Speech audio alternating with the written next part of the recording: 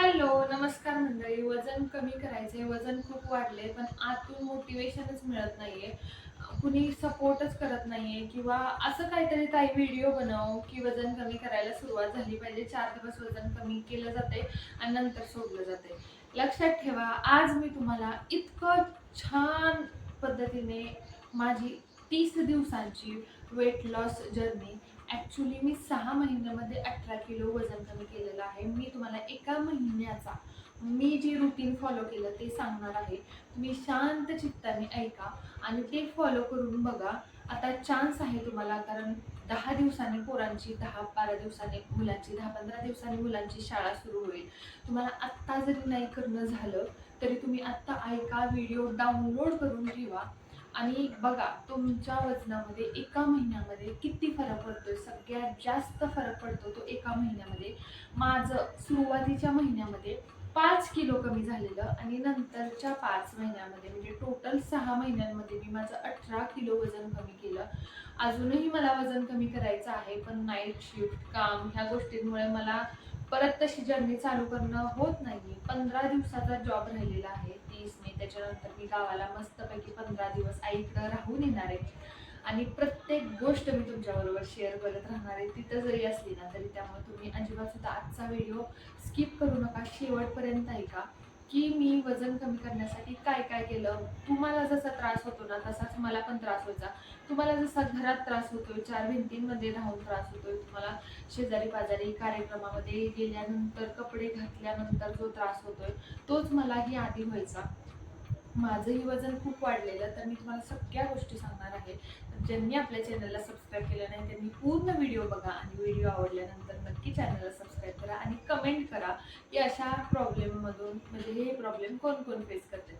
तर सगळ्यात आधी माझं लग्नाच्या आधी किंवा लग्न जेव्हा जमलेलं किंवा लग्न झालेलं म्हणजे लग्नापर्यंत, म्हणजे मी मॅरिड होती तिथपर्यंत माझं वजन 47-48 किलोमध्ये फिरायचं. आता जेव्हा माझं लग्न झालं तेव्हा मला घरचं अन्न मिळायला लागलं, कारण मी आधी हॉस्टेलला राहायचे. मला काय असं घरचं मिळत नव्हतं, मी हॉस्टेलचंच खाल्लेलं आहे पहिल्यापासून. त्यामुळे घरचं न मिळाल्यामुळे माझं काही वजन वाढलं नव्हतं, आधी कधी वाढत नव्हतं बाहेरचं खाण्यामुळे. हां, पण जेव्हा माझं लग्न झालं तेव्हा मला 6 महिन्यांनी मी प्रेग्नेंट राहिले. 6 महिन्यांनी प्रेग्नेंट राहिले हा पण माझा स्वतःचा डिसिजन होता, कारण मला PCODचा प्रॉब्लेम होता.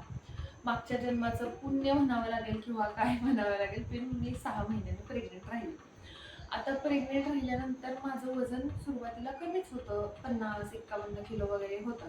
डॉक्टर मला 8 दिवसाला बोलवायचे आणि मला एकच म्हणायचे की तू एवढी ही आहेस, नाजूक आहेस, तुला बाळ म्हणजे बाळ पेलवेल का तुला, किंवा तू तुझी तब्येत वाढव तर काय खरं नाही. तुला त्रास होईल, असं होईल, तसं होईल, वजन वाढलं पाहिजे, वजन वाढलं पाहिजे, वजन वाढलं पाहिजे. मला वाटते 4थ्या का 5व्या महिन्यापासूनच मला प्रोटीन पावडर सुरू केली आणि प्रोटीन पावडर आपले काजू, खारीक, बदाम, बिनकवडा, सुटवडा. मी कोरोनामध्ये पुण्यामध्ये होते, माझे मिस्टर मला सगळं करून देत होते. पॅकेटमधलं दूध, मी गाईचं नाही, मी म्हशीचं दूध पित होते. परत फळे फळे खात होते, आंबे खाल्ले भरपूर, नारळ पाणी पिलं भरपूर, जेवण व्यवस्थित केलं, भरपूर सगळं मी खाल्लं. आणि असंच करत करत करत माझं वजन जेव्हा मी डिलिव्हरीला गेले तेव्हा 103 किलो होतं. मला बीपीचा त्रास होत होता, माझे डोळे लाल, रक्तासारखे लाल झालेले. ॲक्च्युली माझी कोरोनाची टेस्ट घेतलेली आणि त्या टेन्शनने मी स्ट्रेस जो होता माझा तो खूप वाढला आणि माझ्या डोळ्यांवर परिणाम झाले. 21 दिवस माझे लाल डोळे होते, म्हणजे मेंदूच्या नसा तुटतील इतकं मी स्ट्रेस घेतला होता, कारण माझ्या बाळाच्या गळ्याला 2 वेडे पण होते. आणि ह्या सगळ्या कारणांमुळे ना मी नुसती फुगत गेले, नुसती फुगत फुगत गेले. वजन वाढणं आणि फुगणं ह्यात फरक असतो, कारण मला माहित होतं मला सुरुवातीचे 4 महिने उलट्या वगैरे होत्या. बाकीच्या ह्या गोष्टी मी तुम्हाला सांगतच नाही, सॉरी. तर माझं डिलिव्हरी नंतर, माझं डिलिव्हरी झाल्यानंतर, प्रेग्नेन्सीमध्ये 103 किलो वजन होतं. डिलिव्हरी झाल्यानंतर ॲटोमॅटिक वजन कमी होतं. पण 6 महिन्यांनी जेव्हा मी पुण्यामध्ये आले गावावरून, तेव्हा माझं बाळ 6 महिन्याचं होतं. मी जॉईन केल्यानंतर माझं वजन झालं 84 किलो. पण तो 84चा आकडा कधीच हलला नाही. मी कधी नाश्ता करत नव्हते, प्रॉपर जेवण करत नव्हते, पटपट पटपट खायचे, माझं वजन कसलंच हटत नव्हतं. आता हे माझं 84 किलोचं वजन, माझं टार्गेट त्यावेळेला 84 किलो नाही, मला फक्त 8चा आकडा नको होता, पण तो काही केल्या कमीच होत नव्हता. मला कसलाच वेळ मिळत नव्हता स्वतःसाठी काय करायला.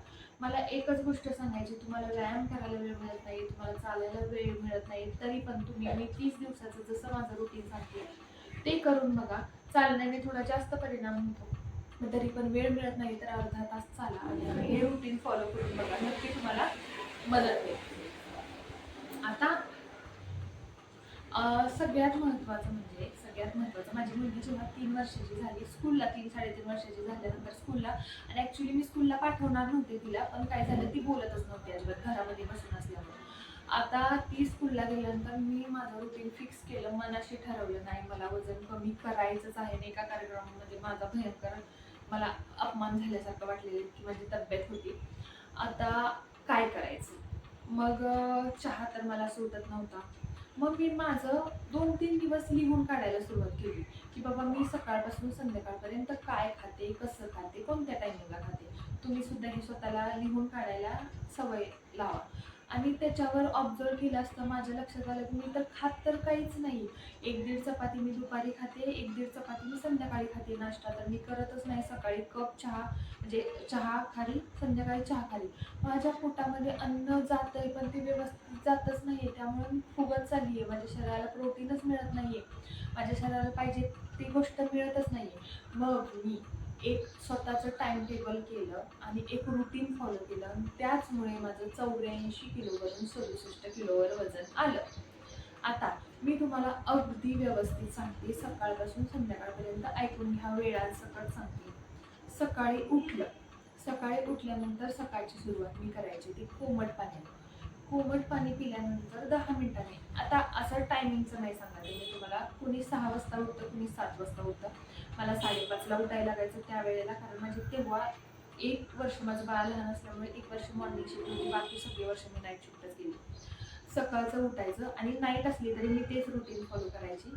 आता सकाळचं उठलं की नॉर्मली नाईट शिफ्टमध्ये मी थोडं उशिरा उठायचे. मग 6-6:30ला उठलं की उठल्यानंतर कोमट पाणी प्यायचं, ब्रश वगैरे करून घ्यायचा, बिना ब्रश करता कोमट पाणी प्यायचं. पोट वगैरे साफ झालं किंवा नाही झालं त्याच्यानंतर कोणतंही हर्बल टी किंवा डिटॉक्स वॉटर प्यायचं. हर्बल टी म्हणजे जिऱ्याचं पाणी, मेथीचं पाणी, ओव्याचं पाणी, दालचिनीचं पाणी, आल्याचं पाणी किंवा ह्या मिक्स सगळ्या मसाल्यांचं पाणी. कोणतंही पाणी रात्री ते भिजत ठेवायचं आणि सकाळी कोमट करून प्यायचं. त्याच्यानंतर नाश्त्यामध्ये जास्तीत जास्त प्रोटीन ॲड करता येईल असा नाश्ता. आता कोणता नाश्ता करायचा मग? पोहे खाल्ले तरी चालतात, शेंगदाणे भरपूर टाकायचे. उपमा खाल्ला तरी चालतो, शेंगदाणे जास्त टाकायचे, तेल कमी टाकायचं. आपला बेसनची पोळी खाल्ली तरी चालते, 2 बेसनच्या पोळ्या खायच्या. हिरव्या मुगाचे दिरडे खायचे, मटकीचे स्प्राऊट, हिरव्या मुगाचे स्प्राऊट. पिझ्झा पण खाल्लेला आहे मी. आपली जी मुगाची डाळ असते त्याचा पिझ्झा बनवायचा, मस्तपैकी बेस, रव्याच्या बेसचा पिझ्झा खायचे. इडली खायची, इडली खाल्ली भरपूर खायची, इडली 3-4 इडल्या नाश्त्याला खायची, सांबार भरपूर प्यायचे. त्याच्यानंतर डोसा केला, डोसा, पिवळ्या बटाट्याची भाजी व्यवस्थित पोट भरून खायचे.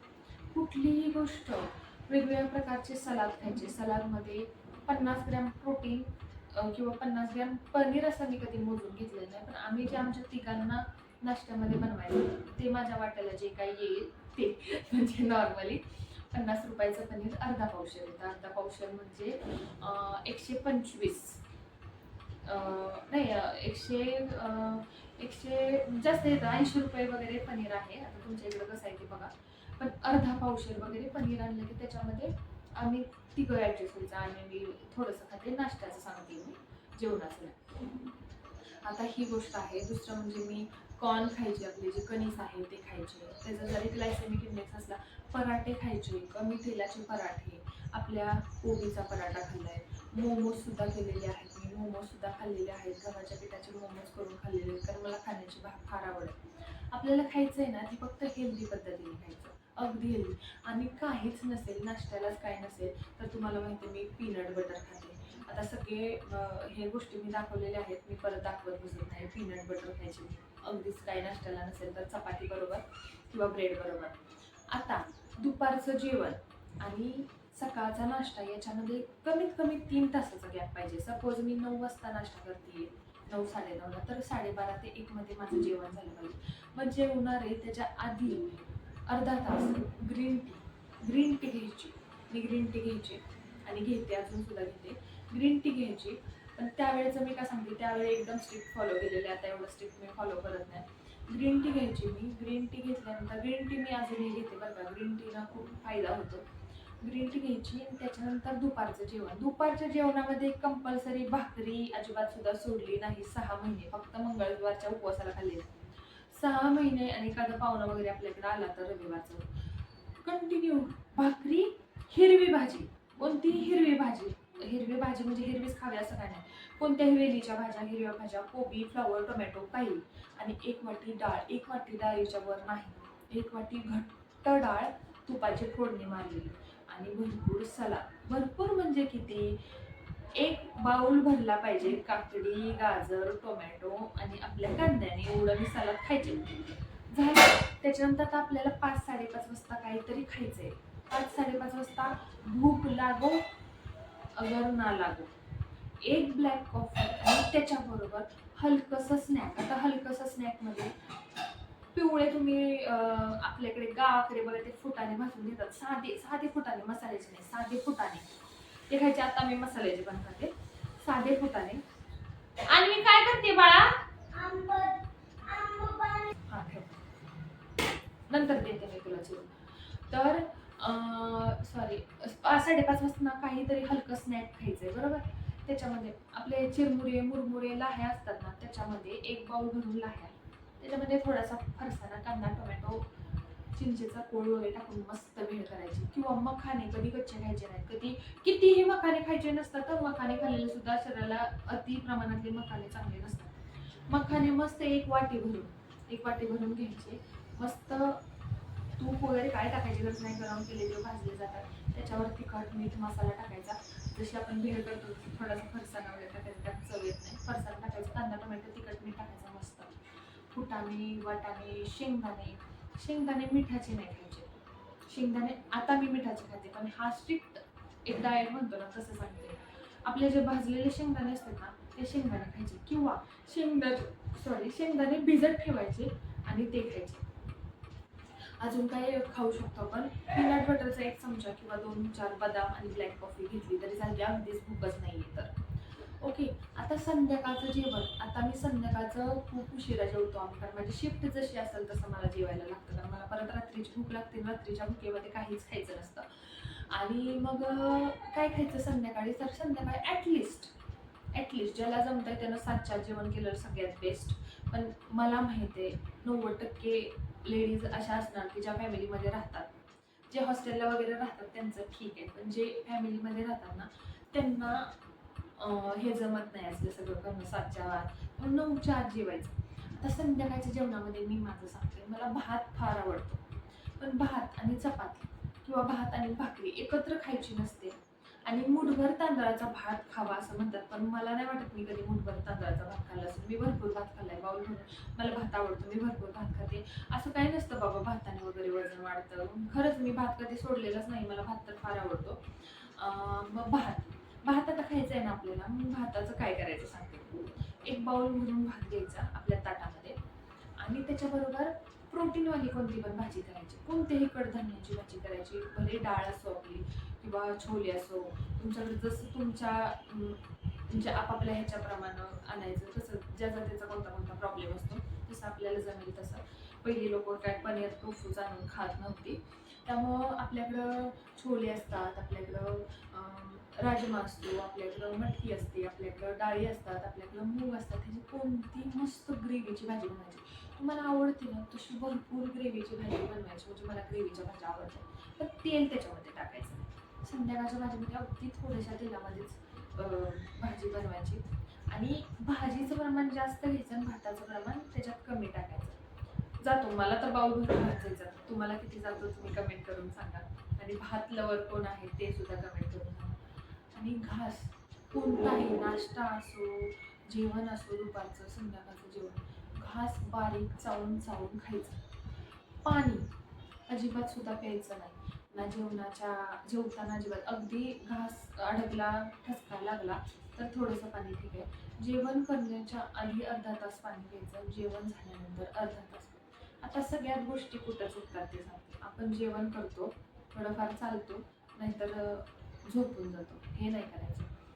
एक तर जेवण झाल्यानंतर लगेच चालायला जायचं नाही, 10-15 मिनिट घरातच बसायचं, नंतर चालायला जायचं. जेवण झाल्यानंतर अर्ध्या तासाने पाणी पिल्यानंतर कंप्लीट ॲटलिस्ट 1 ते 1.5 तासानं झोपायला जायचं, पण पाणी अजिबात प्यायचं नाही.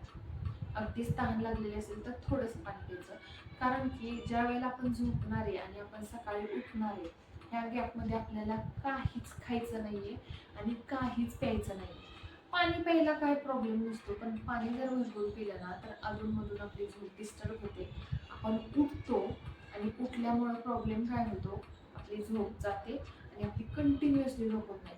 भले तुम्ही 5 तास झोपा, मी 5 तासच झोपते. माझी शिफ्ट रात्री 9:30 ते रात्री 8:30 ते सकाळी 5:30 असते. मी 5:30 वाजता सगळा स्वयंपाक बनवते, नाश्त्याचं बनवून ठेवते, भांडी घासून झाडू मारून ठेवते. माझे मिस्टर नंतर उठून अंथरूण आणि देवपूजा वगैरे काढतात, त्यांचं काय असेल ते झोपलेलं असतात त्यांचं. मी बेडरूममध्ये जाऊन झोपते.